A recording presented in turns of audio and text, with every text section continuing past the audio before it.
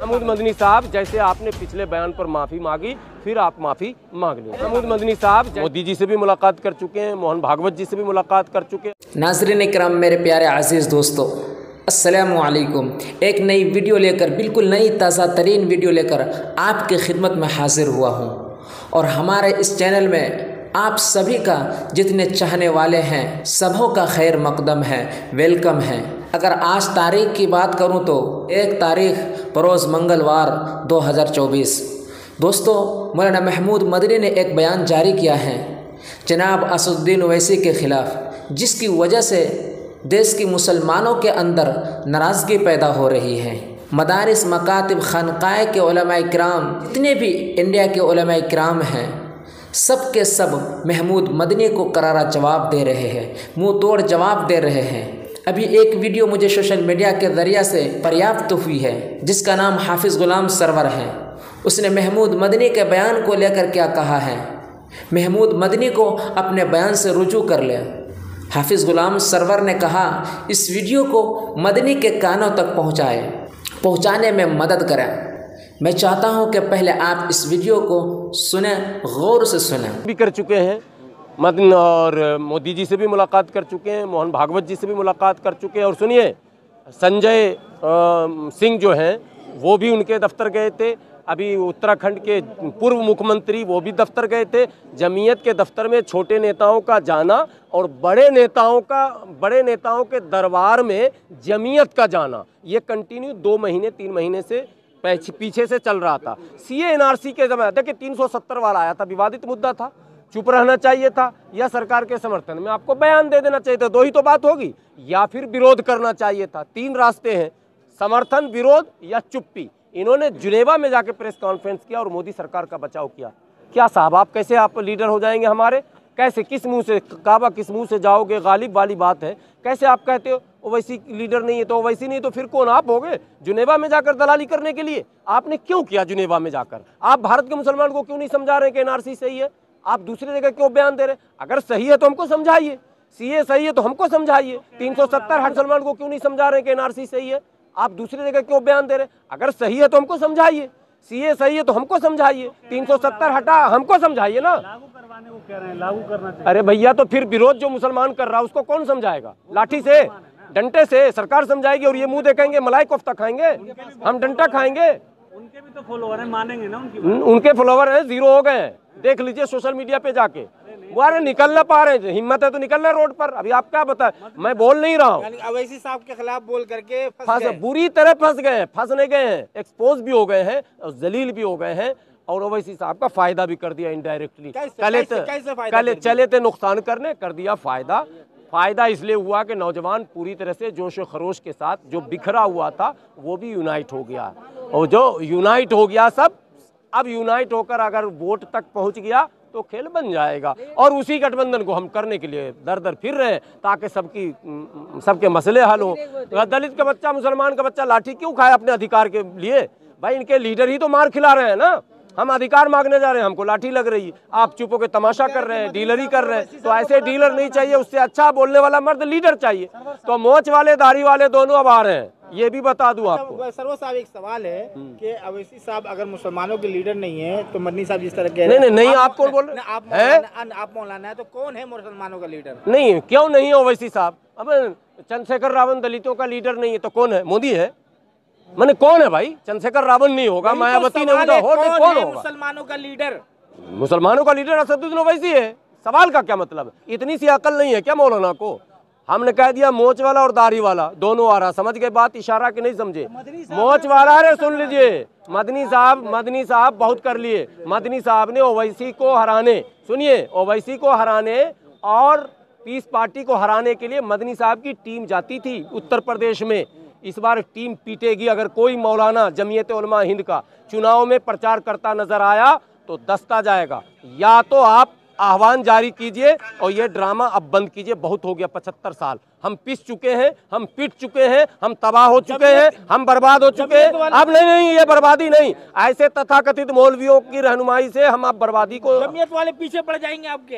अरे पीछे ही, अल्लाह करे वो मेरे पीछे ही रहे, आगे न बढ़े। अभी तक तो आगे है, मैं तो दुआ करता हूँ पीछे हो जाए। क्या योगदान देगा सर जी, जो चुनाव में भागीदारी मोर्चा क्या योगदान? इंशाअल्लाह भागीदारी मोर्चा अगर ऊपर वाले ने चाहा, दलित मुस्लिम पिछड़े जितने भी हैं, जो वंचित तबका है, उसको हम लोग यूनाइट करके, आपने 4-3 घंटे ये भाषण सुना, टोटल हमारा फोकस है कि जिनके साथ गलत हुआ है, जिनके अधिकार मारे गए हैं, उनका हक वाजिब उनको मिलना चाहिए, और जो वादा सरकार करे उसको पूरा करे। ये सरकार ठगने का काम बंद करे, इसके लिए पूरी हमारी कोशिश है। सारे लोग मिलकर जुलकर सारे फोर्स को इकट्ठा करके हम इस मैदान में इंशाल्लाह उतरेंगे, और हम जमीयत से भी कहेंगे कि सुबह का भूला शाम को अगर आ जाता है तो उसे भूला नहीं कहते हैं। महमूद मदनी साहब, जैसे आपने पिछले बयान पर माफ़ी मांगी, फिर आप माफ़ी मांग लीजिए। अच्छा सर, लेकिन जिस तरह से पूरे देश के मुसलमान कह रहे हैं कि 1 साल जिस NRC CA प्रोटेस्ट किया, धरना दिया, महमूद मदनी जिसको पूरे हिंदुस्तान के मुसलमान फॉलो करते हैं, मानते हैं, एक झटके में मुसलमानों को मतलब नीचे गिरा दिया। किस तरह से इसको पहले तो आप करेक्शन कर लीजिए, फिर पूरे हिंदुस्तान के लोग मानते हैं। कौन हिंदुस्तान के लोग मानते हैं? पूरे उरे नहीं मानते हैं। हाँ। अरे भाई 10,000 15,000 मदरसे से फारिग होता है देवबंद से, वही लोग मस्जिद मदरसे में जाके इमामत करते हैं, वही मिंबर पर उनका कब्जा हो जाता है, वही अपनी तारीफ उनकी करते रहते हैं, वही फॉलोवर हैं। कहीं जमीयत पूरे हिंदुस्तान के कहीं नहीं है, रहनुमाई करती है। अरे मेरे ज़िला में सुनिए, मेरा दावा है, अभी ये वीडियो अगर मेरे ज़िला के लोग सुनेंगे तो कहेंगे ये हवा में। मेरे ज़िला में वोटिंग करवा ले, मैं खड़ा हो जाऊं, और जमीयत के जो ज़िला के, फिर मैं बोलता हूं, मैं बोलना नहीं चाहता हूं। मैं सबको सुनिए, मैं सबको जान रहा हूं। कोई ये सब हवाई है। 10 मौलानाओं की टीम बना लिया, तस्बीह लेके घूम लिया, और आप कहेंगे वैसे तो एक इमाम साहब भी हमारे यहाँ हैं जो बोलते हैं ऑल इंडिया इमाम काउंसिल के हम राष्ट्रीय अध्यक्ष हैं, तो क्या उनके पीछे भी मुसलमान है? आई हैं अइम्मा काउंसिल, ठीक है, तो क्या हाँ, तो उनके पीछे सारे इमाम। ये सब बेकार की बात है। मुसलमान जागा है, मुसलमान नौजवान जागा है, नहीं होना चाहिए, NRC होना चाहिए। फिर मैं भी कह रहा हूँ, लेकिन मुसवदा दीजिए ना, क्या कहते हैं, आप प्रस्ताव दीजिए ना, आप ड्राफ्ट पेश कीजिए ना। हमने किया। यदि आपको लगता है कि आधार कार्ड सफिशिएंट नहीं है, यदि आपको लगता है पहचान पत्र सफिशिएंट नहीं है, यदि आपको लग रहा है कि घुसपैठ की समस्या खत्म नहीं हो रही, तो आप सब कुछ कराइए, लेकिन उसूल के दायरे में, उसूल से हटकर नहीं। आप बुलडोजर बेउसूल चला रहे हैं, आप CA NRC का रास्ता गलत चुन रहे हैं। टारगेटेड काम सरकार को नहीं करना चाहिए, सरकार को एक उसूल तय करना चाहिए। NRC होगा, लेकिन मैं एक बात NRC पर कह दूं, मुसलमानों को मैसेज दिया गया कि NRC तुम्हारे खिलाफ है। मैं कह रहा हूं, आदिवासी और दलित NRC के चपेटे में आएंगे। हमारे यहाँ डोम जाती है, मुसर जाती है, जाके सर्वे आप कर लीजिए। आप भी तो बिहार के हैं ना, जाके सर्वे कर लीजिएगा डोम। रामविलास पासवान जी चले गए इस दुनिया से। मैंने जब उनको कहा तो वो खड़े हो गए, बोले अरे बा, तुमने तो मेरा दिमाग खोल दिया, मैं प्रधानमंत्री से बात करूंगा। और उन्होंने बात की थी। मैं फिर कह रहा हूँ, डोम का NRC करा लो, एक भी जो है भारत का ना मिलेगा। क्यों? कि जो आपने डॉक्यूमेंट मांगे हैं, रेवेन्यू रिकॉर्ड, वो बेचारा उनके पास है ही नहीं, तो सरकारी ज़मीन पर सब कब्जा किए हुए। आज से नहीं, ज़माने से पट्टा दे दिया, जहाँ जिसको मन मिला बस गया, तो कैसे उनका क्या होगा? इसीलिए मैं कह रहा हूँ, उसूल बनाइए, उसूल एक बनाइए कि भाई 50 साल से कोई अगर रह रहा है उसका कोई प्रूफ है, या 60 साल से कोई रह रहा है उसका प्रूफ है, या 30 साल से कोई रह रहा है उसका प्रूफ है, या एक सिस्टम कुछ आप डेवलप ऐसा कीजिए, मैकेनिज्म, जिससे साबित करना आसान। रेवेन्यू रिकॉर्ड कोई मतलब लैंडलेस लोग हैं, हाँ, भूमिहीन लोग हैं भारत में, वो कहाँ से लाएंगे अपने बाप दादा के नाम खता खतौनी की ज़मीन? भाई उसमें तो बहुत सारे लोग चपेटे में आ जाएंगे, बहुत सारे सिख आ जाएंगे, क्या कहते हैं, ईसाई आ जाएंगे, बौद्धिस्ट आ जाएंगे, हिंदू भी आ जाएंगे। इसलिए ये भरमाइए मत, इसमें सुधार करके लाइए, करेक्शन करके अगर आप करना चाहते हैं। मोदी साहब को माफी मांग लेना चाहिए क्या? बिल्कुल माफ़ी मांगना चाहिए। मेरी अपील है महमूद मदनी साहब से कि आप रुजू करें, इस तरह के बयान से आप गुरेज करें, दूर रहें, आप खालिस मजहबी काम करें और लोगों की इस्लाह करें। मेरी भी इस्लाह करें अगर आपको लगे मैं भटक रहा हूँ। लेकिन मुझे लगता है कि आपने इस्लाह के लिए अगर लठ वाली टीम रखी है 2-4, जो बदमाशी ज़्यादा बोले आपके ख़िलाफ़, उसको 4 लठ मार के सीधा करो, तो इंशाअल्लाह ग़ुलाम सरवर पर वो इस्लाही लठ आपका सफल नहीं होगा, बहुत महंगा पड़ जाएगा। इसलिए मैं धमकी के साथ ये कह रहा हूँ, धमकी के साथ। मदनी साहब को पहले भी दे चुका हूँ। उनकी एक उनके उन लोगों के पास टीम रहती है लठ वाली, कि जो ज़्यादा बोले उसको सीधा कर दो। बिल्कुल नहीं, इस्लाह बराए इस्लाह, ठीक है। अगर इस्लाह करनी है तो कीजिए, नहीं तो किनारे हो जाइए। आने वाला वक्त नौजवानों का है, पढ़े लिखे नौजवानों का है। पोंगा का नहीं चलेगा, ढोंगा का नहीं चलेगा। ये ढोंगी होंगी अब नहीं टिकेंगे मार्केट में। तो जमीयत में आप बैठने वाले हैं? नहीं, जमीयत ही नहीं रहेगी। जमीयत क्या चीज होती है? जमीयत नहीं रहेगी, बट क्यों रहेगी? क्यों रहे? क्या करेगी? चंदा करने के लिए? चंदाखोरों की जमात खत्म हो जाएगी।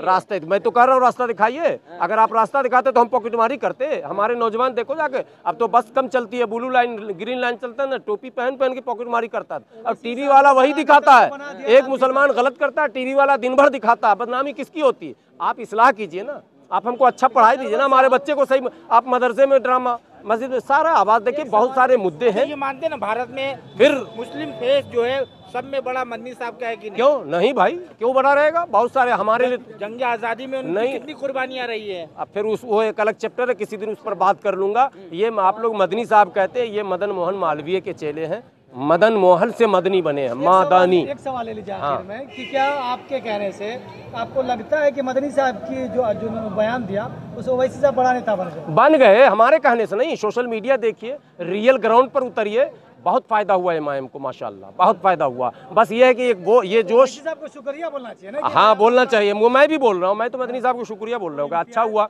गलती भी कभी कभी जो है ना किसी के काम आ जाता है। सो महमूद मदनी साहब की गलती इम्तियाज़ जलील साहब के और ओवैसी साहब के कद को बढ़ा दिया। इस वीडियो के बारे में क्या राय है हमें कमेंट सेक्शन में ज़रूर बताएं। मैं आपका दोस्त फैज़ान आलम। दोस्तों फिर मिलते हैं किसी एक नई वीडियो के साथ। जब तक हमें इजाज़त दीजिए एक नई वीडियो के साथ। जय हिंद, खुदा हाफिज़।